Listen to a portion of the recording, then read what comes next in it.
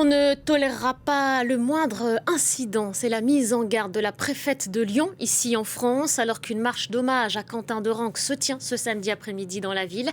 Un important dispositif de sécurité a été annoncé à quelques heures du début de ce défilé. Le président Emmanuel Macron a appelé tout le monde au calme. On retrouve tout de suite Clovis Casali, l'envoyé spécial de France 24 à Lyon. Bonjour à vous Clovis, merci d'être avec nous. Est-ce qu'on en sait un petit peu plus sur le profil des organisateurs et surtout sur les personnes qui prennent part à ce défilé ?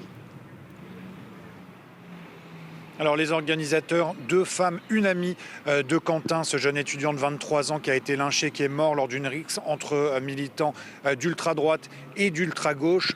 Et puis une autre organisatrice qui, elle, est connue de l'extrême droite puisqu'elle est une militante pro-anti-avortement et c'est comme ça qu'elle s'est fait connaître. Alors ce que je peux vous dire, c'est que des groupes de gens commencent à affluer. Ici, au total, il devrait y avoir entre 2 et 3 000 participants sous forte tension avec un dispositif policier d'envergure, des CRS dépêchés exprès pour l'occasion, mais aussi des membres de la police nationale et de la gendarmerie mobile.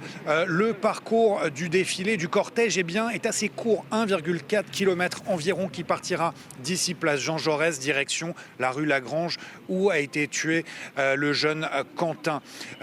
Sur les réseaux sociaux, il y a eu des appels de la part des participants à ne pas porter de cagoule lors de cet après-midi, lors de ce cortège, pour ne pas effrayer les gens, pour ne pas montrer que ce sont des groupes extrémistes. Mais on sait qu'il y aura aussi des groupuscules identitaires, notamment de l'étranger, ainsi que le collectif Némésis et Action Française qui vont participer à ce rassemblement, à cette marche, cet hommage pour Quentin. La famille, elle, ne participera pas. Elle appelle à la retenue, pas de violence, pas d'expression politique.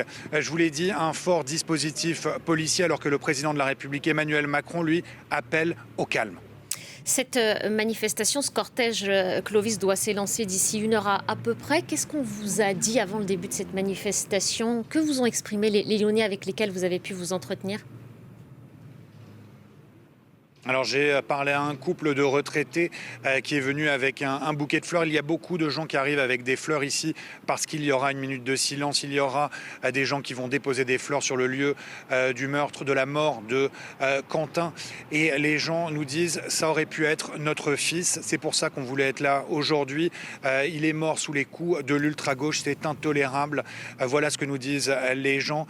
Ce couple de retraités venait de la banlieue lyonnaise et me disait qu'il y a plus de violence qu'auparavant, que cela doit s'arrêter.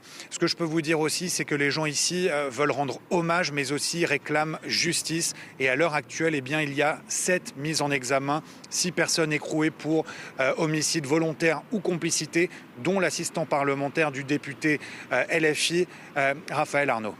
Merci beaucoup Clovis Casali. Merci également à Olivia Bizot qui vous accompagne.